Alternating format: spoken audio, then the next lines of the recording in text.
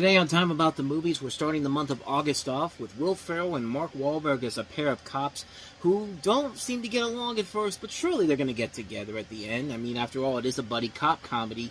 It's Adam McKay's The Other Guys. We also have Step Up taking it to a whole nother level, The Third Dimension with Step Up 3D. And we also have three very underrated gems all across the board here. Luke Wilson leading the star-studded cast in Middlemen, Rob Reiner's latest film Flipped, and also 12 starring Emma Roberts. So 5 films we'll take a look at today on this first weekend of August 2010. This is, of course, Time About the Movies.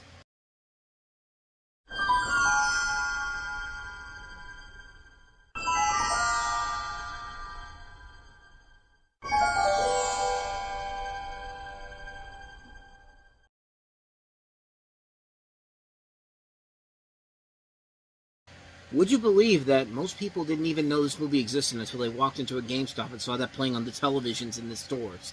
No joke, that was made for like the GameStop reels that they had playing on the televisions when you walked into the stores, and also for motion posters, places that had motion posters available for the posters in the movie theaters. And you know, that was the first time that most people knew this movie even existed. That's at least how I knew it existed my first time seeing it. But welcome to I almost said it again, Time About the Movies. I said the wrong name before.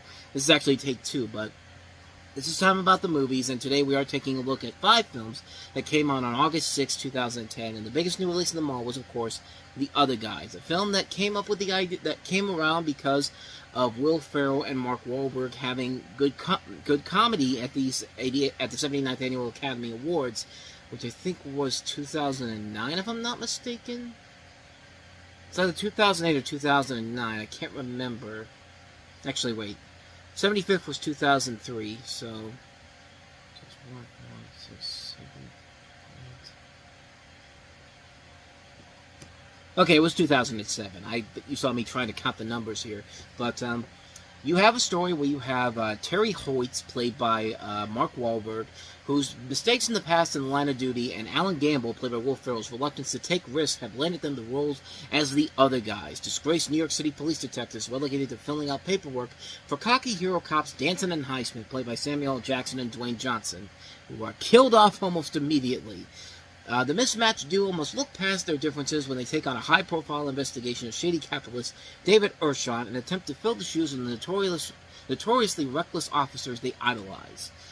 In what was a year where apparently this was the norm, because not only could you see this in theaters, but you also had the television show, I think it was also called The Other Guys, too. The Good Guys is what it was. It had Colin Hanks, Bradley Whitford, Nia Vardalos trying to save whatever was left of her career after continuous flop after flop after My Life in Ruins and Connie and Carla, but that show didn't last very long either. And you have a cast in here that also includes Eva Mendes playing Will Ferrell's wife, which was a great joke about how Mark Wahlberg thinks she's going to be this ugly-looking person, and she turns out to be the hottie that is Eva Mendes.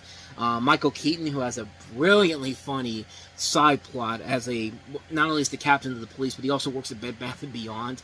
Steve Coogan, Ray Stevenson, as I said, Samuel Jackson, Dwayne Johnson, Lindsay Sloan, Natalie Zia, Rob Riggle, Damon Wayans Jr., Viola Harris, Brett Gelman, Bobby Cannavale, a lot of good, funny people all across this movie.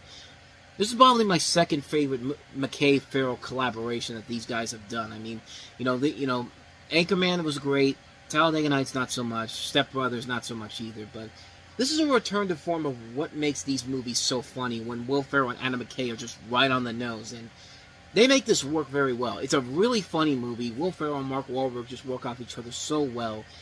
It's just a really, really silly, fun, stupid, over-the-top comedy, and it just works on so many levels. It's a film that makes me laugh hard. I mean, it's the definition of a really, really damn good comedy that I wish was there in Talladega Nights and Step Brothers. I just don't like those movies as much as I like Anchorman and also this movie. And it just works because Will Ferrell and Mark Wahlberg work off each other so well. I mean, the first Daddy's Home movie is a really funny movie. It's a silly movie, it's a stupid movie, but it's a film that is very funny and very well done. And it's because Will Ferrell and Mark Wahlberg work off each other so well. Doesn't work very well in Daddy's Home too, but the first Daddy's Home movie is a fun movie overall. It's a very fun, over-the-top comedy. It just works so well. But here, the other guys, I really love it. I think it's a very funny film. Very good film. Can't recommend it enough. So let's go ahead and move on to the next movie we have here.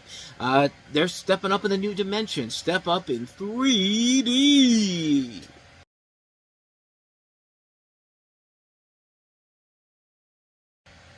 Who would have guessed that Step Up would work so well in 3D? I mean, that's something I did not see coming at all. And man, these movies really have gotten better and better as time has gone on. The first Step Up movie was what it was. It was it was kind of a typical dance movie, but then Step Up to the Streets took it to that next level where, you know, you look at the dance moves in there and just like they're really going in on this. They're really going in on their all. And now you have this one, Step Up 3D, and man, they take this to the nth level and beyond because man, this one is just such a ton of fun, and it helps that it's in 3D. And it filmed in 3D too. I'm starting to realize that there weren't that many post-production 3D hell movies as what I would have initially thought, because they have yet to use that graphic again that I used for Clash of the Titans. But then again, there's still a possibility we might get to it later on down the road. But this one was filmed in 3D, and it definitely shows because yeah, they're putting all their all into this. But you have Moose and Camille played once again by Camilla's played by Allison Stoner. Who's Moose again? Adam G. Savani. They head to New York University, the former dancer of whom is majoring in electrical engineering after promising his father that he would not dance anymore. However, he stumbles upon a dance battle, meeting Luke Catcher, played by Rick Malambry. I think I'm pronouncing that name right. And his House of Pirates dance crew, and later teaming up with them to compete in the World Jam Dance Concert against their rival, the House of Samurai Dance Crew. And you also have Sharni Vincent playing Natalie, and man, you know, Brianna Evigan in the last movie was something, but Sharni Vincent, Jesus Christ, man. I mean, I don't know how they keep getting these hot-looking dancers, but hey, keep it up, man, because they're working. But not only that, it's just like the movies are just a ton of fun. The dance moves alone in 3D, and the way they use it is so well done. Yeah, the story is pretty lackluster, and the acting is, for the most part, but really, the best things about the movie are the dance sequences and how they're shot, and how they use the 3D to good effect. This is John Chu who directed this movie, who will later go on to do, of course, Wicked, and then this coming February, he's going to have Justin Bieber, Never Say Never, which, yeah, that's going to be interesting to talk about in a couple months' time, but on top of that, this has the best soundtrack of the entire series. I mean, the Club Can't Even Handle Me Right Now. It's one of those songs that just, it sticks in your ear. The first time you hear it after a long time, it's just like you want to go back and listen to this song again. Like, I feel like I'm going to listen to it again after I'm done recording this because I just love that song so much. It's a song that's so catchy and so in your head. Like, the second you hear it, it's just like, I gotta listen to it now, and there's no other option here. I've got to find a way to listen to this, which I'm definitely gonna do as soon as I'm done recording this. But yeah, these movies are not that great in terms of story or acting, but you're not there for the story and acting. You're here to see the dance moves, and the dance moves absolutely are worth it, especially in this film in 3D and just the way they film it all. What more can you say, man? Step Up 3D. Definitely worth checking out. If you like the other movies, if you don't like the other movies and thought Step Up 2 was actually kind of good, you'll definitely enjoy the hell out of this movie. So those are the two bigger new releases, but there were a couple of little underrated gems that came out that you might not have heard of, especially this first movie we have here, and that is Middlemen.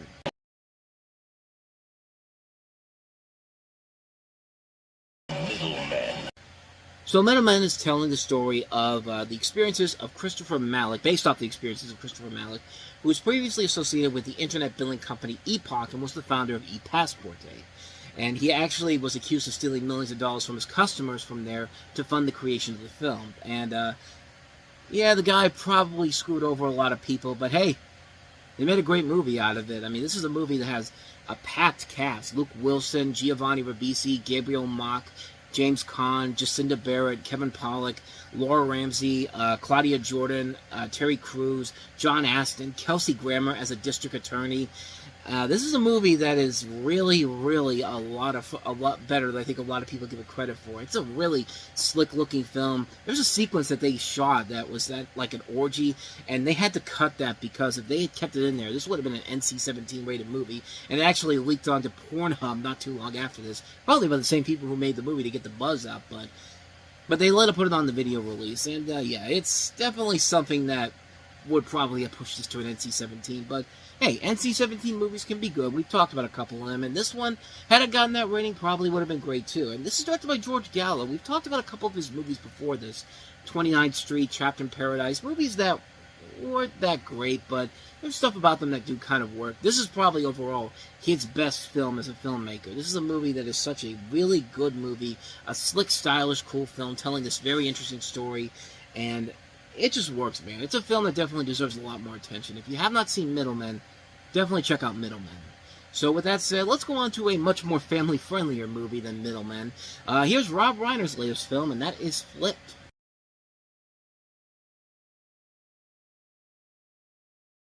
Yeah, we just had Middlemen with Kelsey Grammer playing a crooked district attorney, and now we have his father from Frasier, John Mahoney, in this movie, in what would actually be his last thing that he would be in before he passed away in 2018.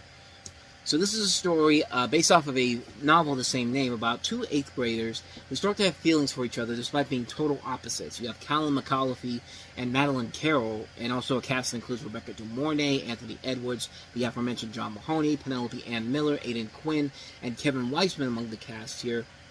Didn't do very well at the box office. It really kind of came and went. Even after it got the big wide release at the end of the month, people mostly forgot about it, and it's a shame, man, because this thing is a really, really good coming-of-age film. It's a film that takes you back to the days of what Rob Reiner used to do with stuff like Stand By Me and The Princess Bride before he took on this more adult approach, and it just works really well. I think it's a very good film that definitely deserves a lot more attention, and it's the last great thing Rob Reiner has ever made. I'm looking at some of his other movies he's done. He hasn't made a whole lot of good stuff since then, like The Magic of Belle Isle, And So It Goes, Being Charlie, LBJ, Shock and All.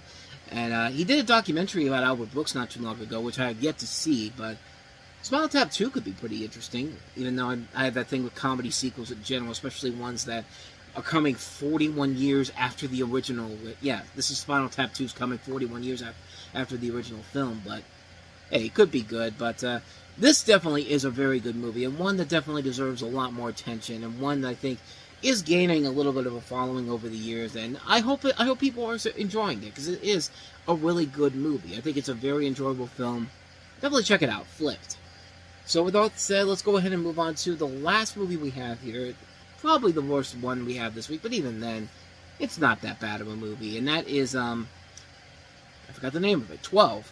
Yeah, it's probably not a good sign when the most memorable scene is watching Ella Blake from Fringe is laying around in a pink bikini and panties and around all these stuffed animals. I mean, that really is the most memorable scene of the entire movie, and that's not a good sign for this film going forward. The story of this is based off of a book of the same name by Nick McDonald, and it follows a young drug dealer whose luxurious lifestyle falls apart after his cousin is murdered and his best friend is arrested for the crime. It features Chase Crawford, who you know from Gossip Girl, and also he plays the Deep on the Boys. And also Rory Culkin from Scream 4 and You Can Count on Me, 50 Cent Jackson, Emma Roberts, and Emily Me. Like I said, Ella Blake on Fringe. And directed by Joel Schumacher, and definitely not one of his better movies. It's a film that has a stylistic look to it overall, but other than that, though, there's really nothing else there to it. I mean, if the most memorable scene of it is just a still shot of this woman who's lying around all these stuffed animals in her lingerie, it's just like, that's probably not a good sign for the film going forward. I don't really remember a whole lot about this film except for that, and that's not a good sign for this film. So, yeah, I haven't seen it in a while, but judging from what I remember from it, I don't think it was that good of a film to begin with, so not much more to say about that one. Quick one on that one. That's 12. And so with all that said, we wrap up another edition of Time About the Movies. Next time we meet, we'll take a look at Friday the 13th of August, 2010. And it certainly was not an unlucky day for the movies that we have here, because there were a lot of good ones. one little one that wasn't that great. We have Sylvester Stallone directing and leading off a cast of veteran action stars from Jason Statham to Mickey Rourke and Dolph Lundgren and Jet Li, and also featuring Bruce Willis and Arnold Schwarzenegger. The Expendables, we have Julia Roberts in Ryan Murphy's second follow-up as a director after Eat, Pray, Love, and after finding success with Glee. Eat, Pray, Love, which, yeah, definitely the weakest movie of the slate that we have here. But we do have tied with Toy Story 3 as my favorite movie of 2010, Scott Pilgrim vs. the World. A flop back then, but has since gone on to have the major cult following that it desperately deserved. But we also have Jackie Weaver, who was nominated for an Academy Award for a performance in Animal Kingdom, which led to a television series starring Ellen Barkin. We'll take a look at all 4 of those movies. That'll be coming up tomorrow on the show, so definitely be on the lookout for that. But with all that said, thank you so much for watching this. I hope you enjoyed it.